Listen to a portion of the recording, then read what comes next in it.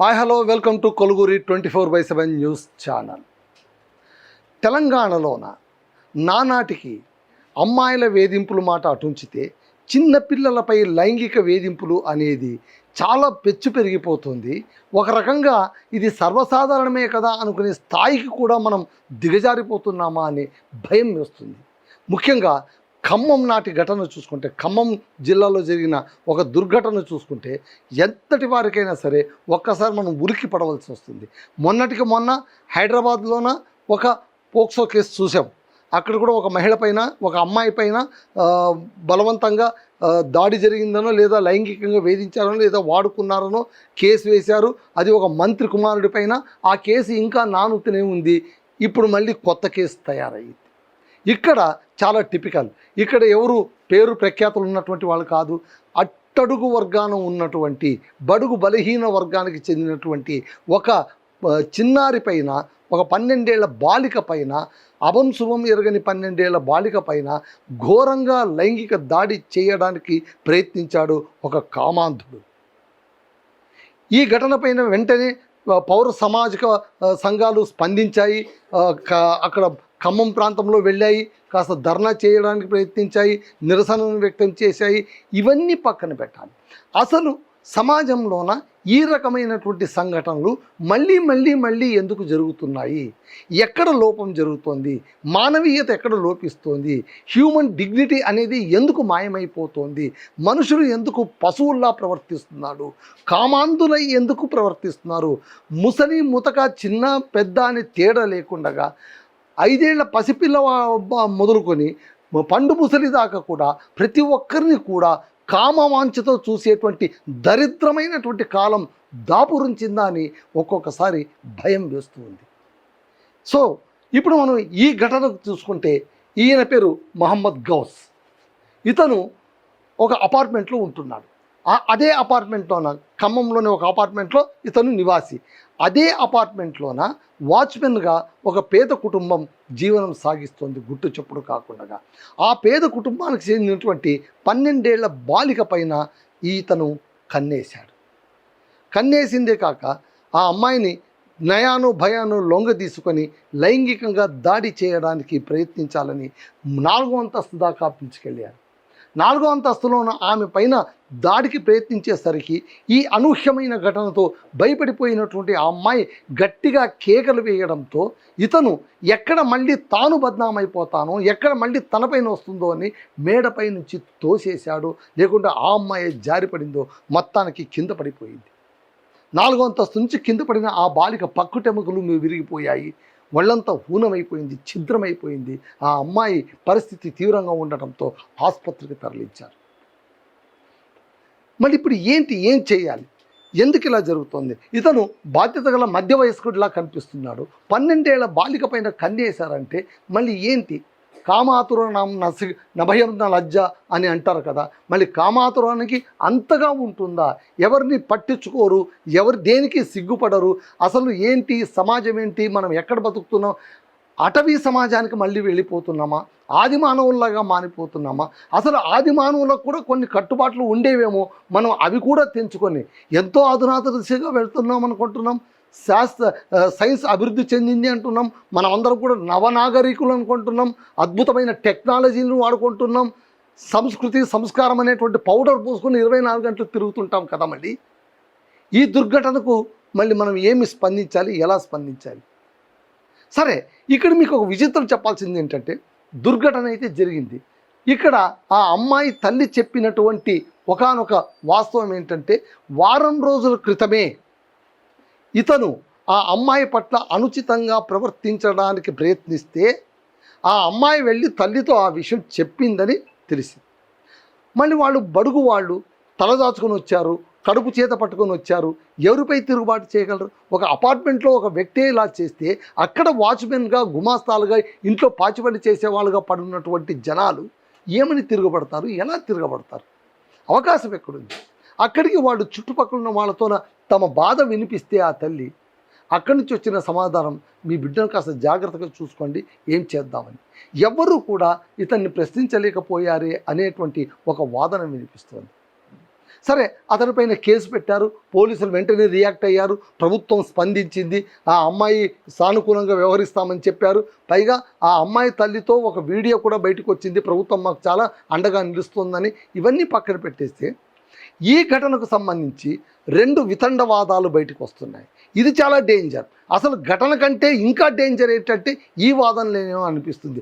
ఈ వాదనలు చేస్తున్నది ఎవరంటే సానుభూతి పరులు కాదు, ఆ పిల్ల పట్ల, ఆ అమ్మాయి పట్ల, బాధితురాలి పట్ల సానుభూతి ఉన్నవాళ్ళు కాదు, సమాజం ఇలా అయిపోతుందని బాధపడేటువంటి వాళ్ళు కాదు. వాళ్ళందరూ మేధావులు. కొందరు ఏమంటున్నారు, మరి ఆనాడు ఒక అమాత్యుని కుమారుడు అలా చేశాడని ఇంతమంది పనిగట్టుకొని పొలవమంటూ వచ్చేశారు కదా, యూట్యూబర్లు అందరూ కూడా ఇది చేశారు, ప్రతి ఒక్కరు కూడా యూట్యూబులు చేశారు, ప్రతి ఒక్కరూ కేకలు వేశారు, ప్రతి ఒక్కరూ ధర్నాలు చేశారు, ప్రతి ఒక్కరూ ర్యాలీలు చేశారు. మళ్ళీ ఈనాడు ఈ అమ్మాయి బాసటకి ఎందుకు నిలబడట్లేదు? అక్కడ బాధ్యుడు ఒక మతానికి చెందినవాడనా అని ఒకరు ప్రశ్నించడం మొదలుపెట్టారు. ఇదే స్థానంలో వేరే వాళ్ళు ఉంటే వదిలేవాళ్ళ మీరు? ఇలా అయిపోయింది సెక్యులర్ అది ఇదని ఆ ముసుగులోన ఇన్ని మాటలు మాట్లాడేవారే. మరి ఇవాళ ఇతని పైన ఒక్కరైనా స్పందిస్తున్నారా తీవ్రంగా? ఒక్కరైనా ఎదురు తిరిగి మాట్లాడుతున్నారా? ఇదేనా మీ సామాజిక నీతి, సామాజిక సేవ, సామాజిక స్పృహ అని ఒక వర్గం వాళ్ళు వాదిస్తూ ఉంటే, మరొక వర్గం వాళ్ళు భిన్నంగా దానికి ధీటుగా స్పందిస్తూ, ఓహో, సో మీ మనసులో ఏముందంటే హిందువులు ఎప్పుడూ కూడా బాధపడాలి, వాళ్ళు దెబ్బతినాలి, వాళ్ళు ఎప్పుడూ కూడా ఇలాంటి ఘటనలకు లోను కావాలి, వాళ్ళు బాధితులు కావాలి, బాధ్యులు మాత్రం ఈ మతానికి చెందిన వాళ్ళే కావాలి, ఈ వర్గానికి చెందిన వాళ్ళే కావాలి, అప్పుడే మేమేమైనా అనొచ్చు అని మీరు మనసులో పండగ చేసుకుంటున్నారా? అమ్మాయికి అలా ఘటన జరిగిందని మీరు బాధపడ్డం మానేసి, మంచిగా దొరికింది, మంచి అవకాశం దొరికింది, ఇదిగో ఈ మతస్థుడు వచ్చి ఇలా చేస్తున్నాడు అని దీనికి మతం రంగో కులం రంగో పూయడానికి ప్రయత్నిస్తున్నారని ఆ వర్గం వాళ్ళు మండిపడుతున్నారు. చూడండి వింత. ఒకవైపు ఏమో ఘటన జరిగింది, ఘటన జరిగినందుకు చాలా బాధపడుతున్నారు ఆ తల్లిదండ్రులు, వాళ్ళేమో చాలా పేదవాళ్ళు, పూటకు గతి లేనటువంటి వాళ్ళు. ఇలాంటి వాళ్ళపైన సమాజంలో విరుచుకు పడుతున్నది. ఇప్పుడు నాకు చెప్పండి, మతానికి చెందిన వాళ్ళు విరుచుకు పడతారా? కులానికి చెందిన వాళ్ళు విరుచుకు పడతారా? అహంకారంతో, కామంతో మదమెక్కిన వాళ్ళు విరుచుకు పడతారు. మూడోదే కరెక్ట్ కదా. కామంతో కళ్ళు మూసుకుపోయిన వాడికి మతం ఏంది, కులం ఏంది, రీతి ఏంది, నీతి ఏంది? ఎవరైనా ఒకటే. ఒక ఆబ్జెక్టివ్గా చూస్తున్నంత కాలం, స్త్రీని ఒక ఆబ్జెక్టివ్గా చూస్తున్నంత కాలం ఈ సమాజంలో ఇలాంటి దుర్ఘటనలు పెచ్చు పెరిగిపోతూ ఉంటే, ఒక్క తెలంగాణలోనూ రోజుకు 3 లేక 4 లాంటి ఇలాంటి కేసులు మనకు కళ్ళెదురు కనిపిస్తూ ఉంటే, ఆ కేసులకు స్పందించాల్సిన వాళ్ళు పోయి, ఆ కేసుల పక్షాన నిలబడవలసింది పోయి, ఇప్పుడు మనం బేరీ చేసుకుంటున్నాం, లెక్కలు చేసుకుంటున్నాం. అప్పుడు మీరు ఎలా చేశారు, ఇప్పుడు మీరు ఎలా చేశారు, మీరు చేసింది కరెక్టా, మీరు చేసింది కరెక్టా అని రైటిస్టు లెఫ్టిస్టులుగా మారిపోయి అసలు రియలిస్టిక్ సిచ్యువేషన్ని మర్చిపోతున్నామా అని ఒక్కొక్కసారి అనిపిస్తుంది. మీరే చెప్పండి, ఇప్పుడు ఏం చేయాలి? వీళ్ళ పక్షాన కదా మనం నిలబడాల్సింది, వీళ్ళ పక్షాన కదా మనం మాట్లాడాల్సింది. ఇవాళ ఈ అమ్మాయి, రేపొద్దున ఇంకో చిన్నారి, ఇదే ఖమ్మంలోన ఈ ఘటన మరొక ముందే ఇంకొక చిన్నారి పైన కూడా ఇలాంటి ప్రయత్నం జరిగిందని ఇప్పుడిప్పుడే మనకు వార్తలు అందుతున్నాయి. ఇది జూన్ 6న జరిగింది ఈ ఘటన. జూన్ 6న ఈ ఘటన జరిగితే అపార్ట్మెంట్ నుంచి పడిపోయింది అని అనుకున్నారు అందరూ ఏమనుకున్నారు? మొట్టమొదట ఆ అమ్మాయి కింద పడిపోయింది కదా అని అనుకున్నారు. ఇతను కూడా ఏం చెప్పలేదు, అతను తేలుకుట్టిన దొంగలాగా ఉండిపోయాడు. చాలా భద్రంగా నాగరిక ముసుగేసుకొని అపార్ట్మెంట్లోనే ఏదో ఒక సాధారణ నివాసిలాగా ఉండిపోయాడే తప్ప, దీనిలో నిందితుడు ఇతనే అన్న విషయాన్ని దాచేందుకు విశ్వప్రయత్నం చేశారు. ఎవరికి తెలియదు. ఎప్పుడైతే అసలు విషయం బయటకు వచ్చిందో, బాధితురాలి తల్లి అసలు విషయం బయట పెట్టిందో, అప్పుడు దొరికాడు దొంగ. ఇప్పటికి కూడా ఇతను నిందితుడే. ఇతను తీసుకెళ్లారు, ఇతన్ని విచారిస్తూ ఉన్నారు. మళ్ళీ ఏం జరుగుతుందో, ఏం కేసు వేస్తారో, ఏం నిర్ధారణ చేస్తారో, మళ్ళీ ఇలాంటి వాళ్ళందరూ కూడా వీళ్ళకు నిజంగా శిక్ష పడుతుందా, పడితే ఎంత తీవ్రంగా పడుతుంది, మళ్ళీ ఒకవేళ ఇంత తీవ్రంగా శిక్షలు పడుతూ ఉంటే, ఇన్ని కేసులు జరుగుతూ ఉంటే జనాలకు ఎందుకు భయం పోయింది? ఇలాంటి వాళ్లకు ఎందుకు భయం పోయింది? వీళ్ళు ఎందుకు భయపడట్లేదు? వాళ్ళకు వాళ్ళ బతుకు గురించి భయం లేదు, సమాజం గురించి పట్టింపు లేదు, వాళ్ళ కుటుంబం గురించి పట్టింపు లేదు. జాగ్రత్తగా ఆలోచిస్తే ఈ వయసు వాళ్లకు ఆ వయసు బిడ్డలు ఉంటారు కదా, మళ్ళీ బిడ్డ లాంటి అమ్మాయి పైన అఘాయిత్యం చేయడానికి మనం ఎలా ఒప్పుకుంటుంది, మన మనసు ఎలా ఒప్పుకుంటుంది? మనం మన నాగరికతను మడిచి మూటగట్టి ఏ ఉట్టిలో పెట్టేశాము, ఎక్కడ వదిలేసుకొని తిరుగుతున్నాం. మళ్ళీ మనం అందరం పెద్దవాళ్ళం, సమాజంలో గొప్పవాళ్ళం, ఆస్తుల గురించి మాట్లాడతాం, అంతస్తుల గురించి మాట్లాడతాం, సంస్కృతి గురించి మాట్లాడతాం, ధర్మం గురించి మాట్లాడతాం, వాదనల గురించి మాట్లాడతాం, ఇజమ్స్ గురించి మాట్లాడతాం, రాజకీయాల గురించి మాట్లాడతాం, ఇన్ని మాట్లాడుతూ ఉంటాం. కానీ మనుషుల్లో ఉన్నటువంటి మృగాల గురించి మాత్రం మనం జాగ్రత్తగా మాట్లాడట్లేదు, అంచనా వేయలేకపోతున్నాం, వాళ్ళని దూరంగా ఉంచలేకపోతున్నాం. ఇదే ఇప్పుడు మనం అందరం కూడా ఆలోచించవలసిన విషయం. సో ఖమ్మంలో ఇవాళ ఒక ఘటన జరిగింది కదా. అయితే ఒకటి, ఖమ్మంలో ఏదో ఘటన జరిగిందని కన్నీరు కార్చేసి కాస్త తుడిచేసుకుని అయిపోయింది కదా, మన పని ముగిసిపోయింది కదా అనుకోవడం ఎంత తప్పు. ఇలాంటి ఘటనలు ఇలా జరుగుతూ ఉన్నాయి కదా అని మనం అసలు స్పందించకపోవడం కూడా తప్పు. దీంట్లో రాజకీయాలు వెతకడం అంతకన్నా పెద్ద తప్పు. చేసింది ఎవరు? వాడు ఏ మతస్థుడు, ఏ కులస్థుడు, బాధితురాలు ఏ మతస్థురాలు, ఏ కులస్థురాలు, ఇవే మనకు కావాల్సింది. మనకు కావాల్సింది ఏంటి? న్యాయం కావాలి, నీతి కావాలి. అలాగే మనం స్పందించేటప్పుడు కూడా ఇంపార్షియల్గా స్పందించడం నేర్చుకోవాలి అని చాలామంది అనుకునే విధంగా మనం తయారవుతున్నామా ఒక్కసారి మనం ఆలోచించాలి.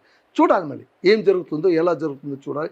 నేనైతే ఒకటి చెప్తున్నాను, ఇరువైపుల వారు కూడా కలిసికట్టుగా స్పందించి ఈ కేసు పైన వాళ్ళు సహేతుకంగా వీడియోలు ఎన్ని చేసినా కూడా అభ్యంతరమేం లేదు, చెయ్యాలి.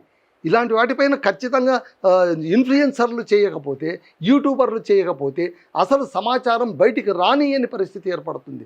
ఇంతమంది ఉన్నారు, ఇన్ని రకాలుగా చేస్తున్నారు కాబట్టే మనం ఇప్పటిదాకన్నా కాస్త ఇలాంటి కేసుల్ని కనీసం వినగలుగుతున్నాం, చూడగలుగుతున్నాం, అరే ఇలా జరుగుతుందా అని అనుకోగలుగుతున్నాం. ఇవేమీ లేకుండా పోతే, ఇలాంటి సోషల్ మీడియా, ఇలాంటి యాక్టివ్ మీడియా లేకపోతే ఇంకా ఘోరంగా ఎన్ని జరిగిపోయినా కూడా చీకటిలో అవి కలిసిపోతూనే ఉంటాయి. సో చూద్దాం. ఖమ్మంలో జరిగిన ఈ ఘటన ప్రభుత్వం అయితే ఎలాగో స్పందించిందని అంటున్నాం, చాలామంది స్పందించారు.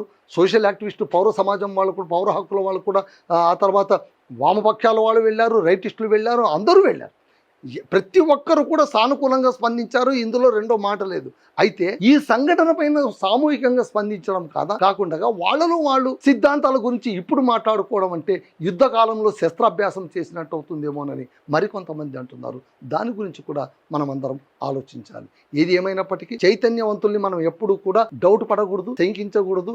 వాళ్ళు చైతన్యవంతులు కాబట్టి, వాళ్ళు స్పందిస్తున్నారు కాబట్టి ఇలాంటి సమస్యలన్నీ వెలుగు చూస్తున్నాయని మనమందరం గట్టిగా నమ్మాలి. ఇలాంటి సంఘటనలను నిర్ద్వందంగా ఖండించాలి, మనుషులకు రక్షణ కల్పించాలి. ఏ యుద్ధం నుంచో, వేరే దేశం వాళ్ళు యుద్ధం చేస్తారనో, ఇంకొకరు యుద్ధం చేస్తారనో వాళ్ళ నుంచి కాదు మనం భయపడాల్సింది. మన పక్కన ఉన్న వాళ్ళు మనల్ని ఏం చేస్తారో అని భయపడే పరిస్థితి వచ్చింది. మనిషిని చూస్తే మనిషి భయపడే పరిస్థితి వచ్చింది. ఈ పరిస్థితి మొట్టమొదట బాగుపడాలని ఖమ్మం లాంటి ఘటనలు మనకు పదే పదే చెబుతున్నాయి. కాదంటారా చెప్పండి? That's all.